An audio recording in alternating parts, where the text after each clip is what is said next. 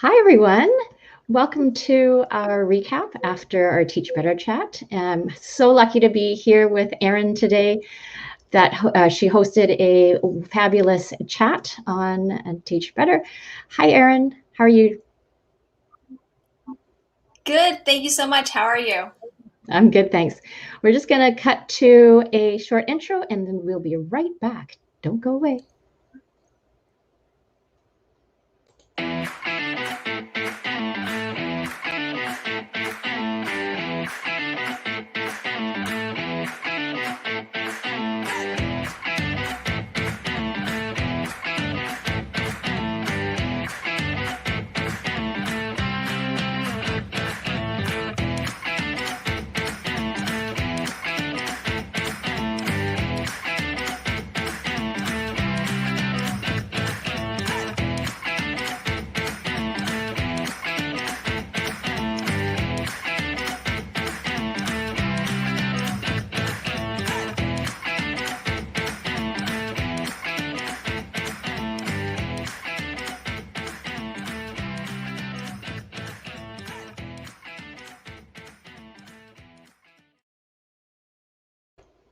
Welcome back, everyone. How are you feeling, Erin? That was a fabulous chat. I loved your questions.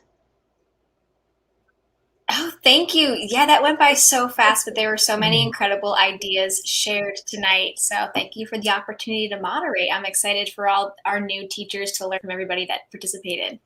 Yes, we have some friends here. We've got Alex. Hey, Alex. And Ray is here. We also have Becky. Oh, thank you. And Sandra's here. We also have Megan. And a kudos to you, Erin. There's one more. Love when Erin is around the TBT family. Love you, Erin. Yes, that was from Ray. Tell me how you are feeling just with the questions and the answers. And was it what you expected, the types of answers that were asked? I know I asked a bunch of really hard questions tonight, but I really was surprised by some of the answers, especially to question 2 about the role that Yes. social media should play in the new hiring process. I kind of thought that Mhm. after this year of all of our social interactions being primarily on social media, that answer might have changed. But it was really cool to see that a lot of people are still relying on the first impressions presented by their character, their interviews, and their cover letters, and less so on the social media aspect, using their character to really define who they are going to be in this job, rather than their past and their background that's presented on social media. So that was really cool to see. Yeah, I was really interested to see the types of answers that were going to come out of that. And actually, that was the question that I had the most trouble with because I was thinking about, if I was in an admin role, like how would that play a part in the deciding of, candidates and whatnot. And, I said that if you actually had two people that were quite similar, that might be a deciding factor, one that had a greater social media presence that was positive. And, I said, if they were connected, you knew that they were learning from other people and they had more of a global understanding of education and just the willingness to grow and share. And I thought that would make a difference if you had two people. What else did you, Absolutely. yeah. I can't remember what you had said. What was your answer to that question? I don't think I actually shared it. I think that if I were in an admin role, I would really want to see what a person's social media presence would look like if they have a website or a professional Mhm. Twitter, or if they're developing their professional learning network in some sort of way outside of just the professional development provided by the school or the district or the college or whatever that teacher had been coming from. If I were hiring people, I would definitely want to see that growth mindset shared outside of the daily job norms and routines. So I didn't share that on Twitter, but that would have been my answer. Well, thank you for sharing here. You know what? I was so excited to get started that I didn't even ask you to introduce yourself and tell us a little bit more about you. Could you please do that now? And I apologize. Absolutely. So my name's Erin. I teach English in Rhode Island, and I also founded the Young Educators Society of Rhode Island in 2018.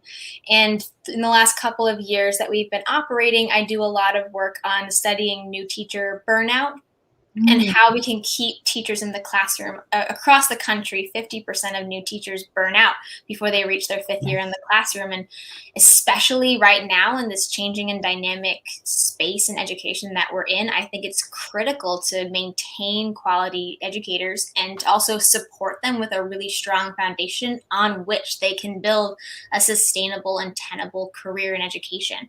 So some of the work that we do in Rhode Island is a lot of professional development. We've actually had a lot of the Teach Better family come out to Rhode Island to visit, which has been really fantastic. And we also do some social networking and connections, just building a community of support. Because if you're a new teacher, it's so easy to be isolated and be in your silo in your classroom or in your college, just trying to find a classroom of your own. And then when you go out into the world and you're getting these jobs, you're going through unique experiences, living on your own for the first time, trying to figure out health insurance for the first time, and also creating lesson plans to teach the 20 to 120 students in front of you. So it's a really unique experience, and the stronger the community and also professional foundation you can build in those first couple of years will really help keep teachers in the classroom longer. So that's kind of my backstory and why I'm so passionate about this new teacher support. And yeah, that's me. Mm-hmm. I know, because I was looking up what you were doing, and I noticed that you had a different Twitter account. So I thought, oh, I'm going to dive into that. And I think that's just so amazing that you do that and that you were the founder of this. So it reminds me very much of what we have, like in certain districts, we have a mentorship program. And like I'm a part of mine in my district. And it's just phenomenal to be able to put young teachers, or not young, new to, the profession teachers, and to just give them support. And like you said, we know that there's so many that have that burnout, and just not knowing, just to have somebody walk alongside them and to somebody to go to is huge. So I'm just so impressed with what you have founded there. And I was wondering, how many years have you been teaching yourself? I just finished my fifth year. Actually, last Wednesday was our last day. We had a really long school year this year. Yeah, I just finished yesterday. Yesterday was my last day. So I'm with you on that one. I'm wondering, was there any tweets or answers to your questions that really stood out for you that you wanted to talk about? A couple people shared some really great resources to find mentors in their beginning years. I know that Matthew Joseph's book was given a shout out on Twitter, as well as the entire Teach Better family. I thought that some of those very specific and targeted resources that were shared in that regards, like if you're looking for a mentor, here's where to go. If you're looking for tech support, here's where to go. I thought that those are really valuable, and definitely I've been saving and screenshotting a lot of these tweets to share out with the Young Educator Society here in Rhode Island too, to again spread the network and really grow that support. I was thinking about the first question that you asked about the new skills that you would add to your resume. And I saw some themes. I'm just wondering what you noticed about the answers from our participants. Flexibility was huge. Yes. The pivot GIF from Friends was also widely used, and I appreciated that. I think that ability to turn on a dime is really going to be important moving forward. Hopefully, education won't change as quickly as it has in the past year or so with what's going on in the pandemic. However, I think that technology is going to keep changing. Classrooms are going to keep changing. The standards, the communication, the expectations, these are not going to stop changing and growing and hopefully becoming a lot better in the future. That ability to adapt is something that new teachers actually do really well.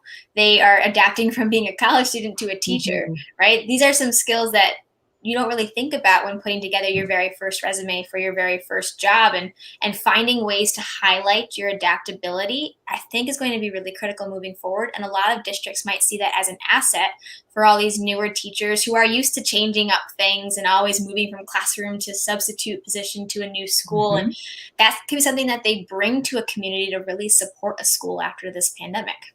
Right. And even adaptability to and flexibility with the types of students that you have, right? Because we know that in every classroom, we have a range of skills, abilities, personalities, and to be able to be flexible and adaptable to all, all wonderful students, I think makes a huge difference. I also noticed that a number of people mentioned the learning that happened in the last year since the pandemic. I think my brain has just grown immensely from just meeting everybody on the Teach Better team and just being more involved on social media and the relationships. I thought that was another theme that was common in that answer. We have Megan who said, yes, change is inevitable. And that brings me to one of the quotes that I often share is one by George Couros. And he says that change is an opportunity to do something amazing. And I think that just gives us, when you think of it that way, then it kind of allows you to be creative and to think outside the box and think, well, okay, we're in this pandemic and we do need to change and adapt and be flexible, and how we do it and how we elevate ourselves and each other together makes a huge difference. Absolutely. Finding ways to promote that professional learning network that you've been creating over the last year, especially as a new teacher, is going to be so important. Whether that's the family you met on Twitter, or if you did a lot of different professional development to grow certain skills, like Alex is saying with technology and teaching your hybrid and remote too. This is the year we all learned a lot of things, so time to show it off. Yes, for sure. So my question to you next would be, on a resume, how would you best show that off? Because, everybody can write down, okay, well, I'm good at building relationships. I am flexible. I'm adaptable. am empathetic. Like how, in terms of showing that on a resume, and maybe it's during the interview that you could best explain yourself with these new skills. How would you recommend doing that? One of the tips that I love to do, I actually learned about this in a job applying workshop back in college, and I talked about it a little bit in the Begin Better blogging series that I did for the Teach Better blog over the last several months. I would take the application and the job description and what they're looking for in a candidate and put it into a word cloud. That way, the words that are repeated the most are the values or the skills that the employer really, really values. So whether that is relationships or social emotional learning or growth mindset or even very technical skills and resume expectations for a candidate.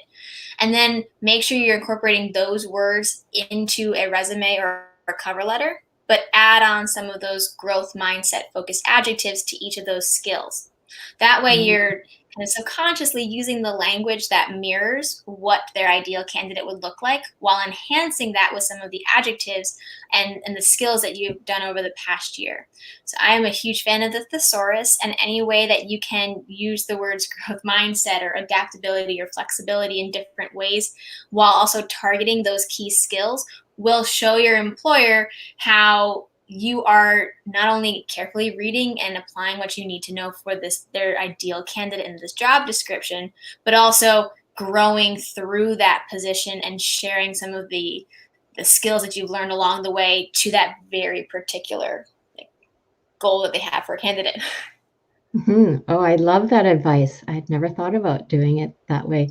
Speaking of word clouds, I was thinking the skills, that first question about the skills, I thought that would be so cool to take all of the tweets and then put it into a word cloud to see what actually is comes out of that. And I thought that would be a fun exercise to do in my spare time now that I'm on holidays. Probably flexibility. That was mentioned a lot. Yeah, and yeah, I saw that over and over and over again, and it's such an important skill to have. I'm wondering, the question about the most challenging interview question. What do you have to share about that? I think the hardest part for me is coming up with some really quality questions to ask in response at the end of an interview. Typically, I feel like if I'm going into an interview, I either know my stuff or I don't. Mm-hmm. And that's going to help me answer the questions, whether I'm talking about personalized learning or reading and writing supports. But to me, asking one or two really specific questions to this interview panel made up of teachers or administrators that I don't know much about, I think that is so hard, partially because it involves a lot of legwork, understanding the school district, the school committee, the different values or goals that the district has in the next year or two, but also making sure that the question and the way that I phrase it is still showing off some of the strengths that maybe I didn't get a chance to talk about in the interview. Mm-hmm. So, a couple of times I've asked about recent initiatives like our state has a new English curriculum requirement. So talking specifically about that shows that I know a little bit about what the scene or the environment is like in the official curriculum world, not just the teaching world, but also connecting that back to my classroom practice and showing that I'm willing to learn and to grow in that position. That's kind of how I usually tackle that, just trying to come up with a very specific goal the district is working towards already, and then bringing that back to the classroom focus. But yeah, it takes a lot of work, and it's always kind of hit or miss. Maybe this is something that you missed in your research, so you're asking a kind of nonsense question, or the question doesn't really apply to the people on the panel. And I always get very nervous and flustered when I have to ask a question back to the interview panel. But it's so important to have a question or two prepared Yes. when they do ask, so that they know that you've also done your homework, and it Mm-hmm. helps that first impression make a really strong impression with the administration and the teachers that are on the panel. Mm-hmm. It's interesting. I'm part of the admin mastermind, and the topic of hiring has come up so many times throughout the year, and the advice that's passed around. And one thing that really stood out to me that I still remember now is that time about the asking questions. Typically it's at the end of an interview. And one piece of advice that really stuck out was to ask the panel, if it's, say, a principal or whoever that's interviewing you, what are you most proud of your school or your district? And to me, it was like it was such an aha moment, because it's such a great way for them to gloat about their school. And every person has something, or hopefully, that they're really proud of, being part of the district and whatnot. And so it elevates their their happiness, right, in being able to share what they're really proud of, all the things that they've been doing. And so you almost like are making the interview end off on a really positive note, because they're feeling really good, and you help them feel really good about the impact that they're having on their school or district. So I'm totally gonna use that one, if So when am I. That's great. yeah, I actually had a friend that just went to an interview yesterday, and that was the piece of advice that I gave her. I don't know if she actually used that question, but she thought that was a great one. I can't even remember who had suggested that, so I'm sorry, but I can't credit whoever it is that came up with that.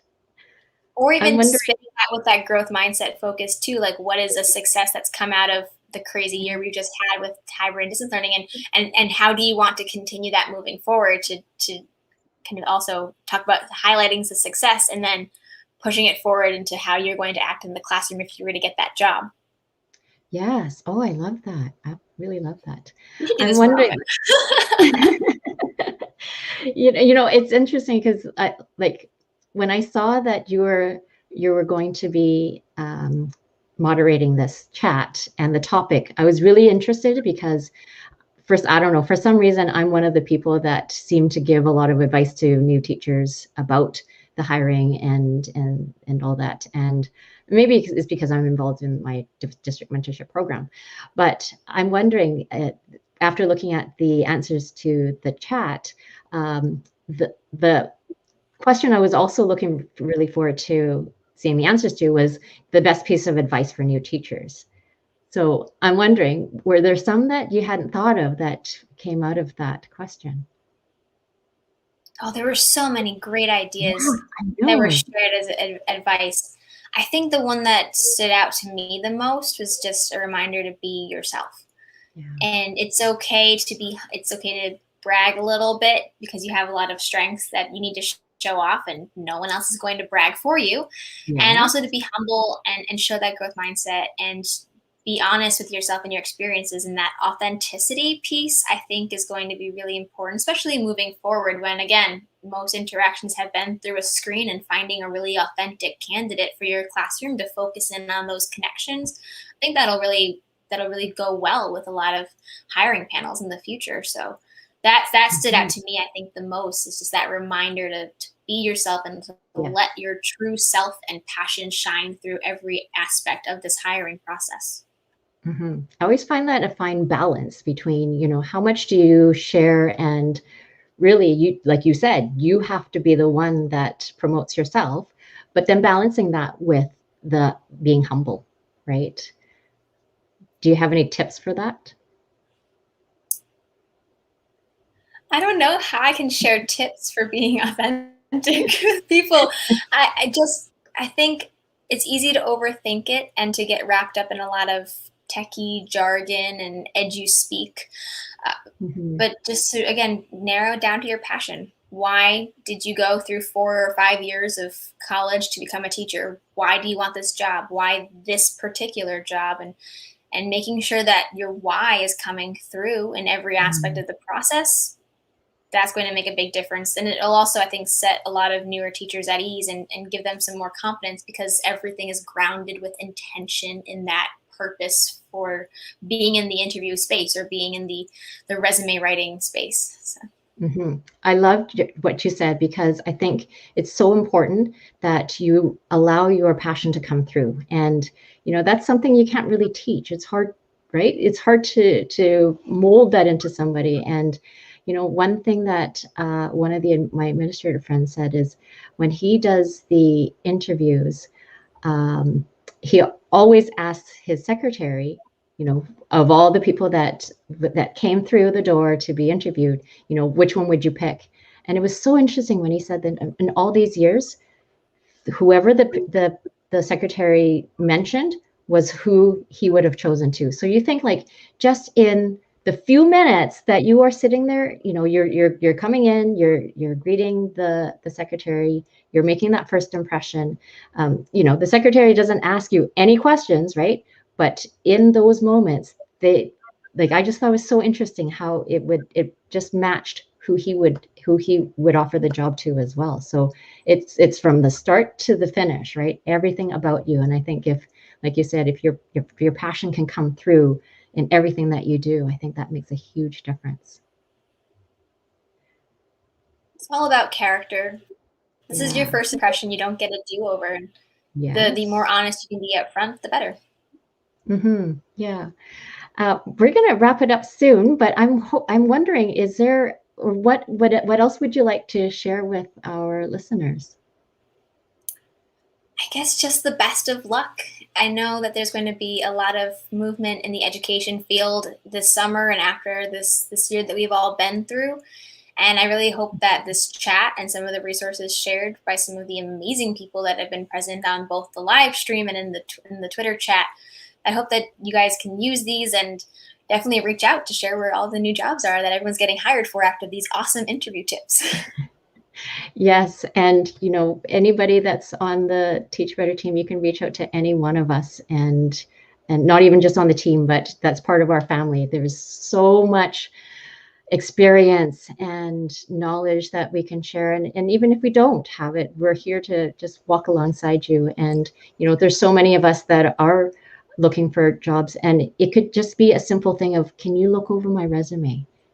Because it can be very vulnerable to have somebody look through it, but that advice is just like, first time I wrote a blog post, I was really scared, and I thought, oh, so I had my best friends read it and just give me feedback. And I think it just makes a difference to have somebody else's eyes look at it. And, in our family, we have so many administrators that you can turn to. And if you don't know who to turn to, just you can contact me, and I'll find you somebody that'll help you walk through that process. I am so proud of you, Erin. For somebody who has been teaching for 5 years, and 3 years ago, when you were 2 years into the profession, you start this amazing Young Educator Society, and it's just so incredible the work that you have been doing, and we just so appreciate you for blogging with us. I know that I don't know, I've enjoyed reading your blog posts, and I hope you continue to blog with us. Absolutely. Thank you so much for having me. This has been a blast. I love working with the Teach Better team, and this has been a really fun night. Yes, well, we really appreciate your time, and the questions were amazing. I love going back to the chat afterwards and going through to see some of the answers that I missed, because you go down one rabbit hole and you kind of miss other conversations because time is ticking and it goes by so quickly. But thanks everyone for being here to join us, and we will see you next week. We have our Ambassador Megan Wells, who will be coming on to host the chat. And I believe we have Dave that will host the recap after. So I hope you'll come back next Thursday. Thanks, everyone. Thanks, Erin. I really appreciate you. Thank you so much. It's been great. See you.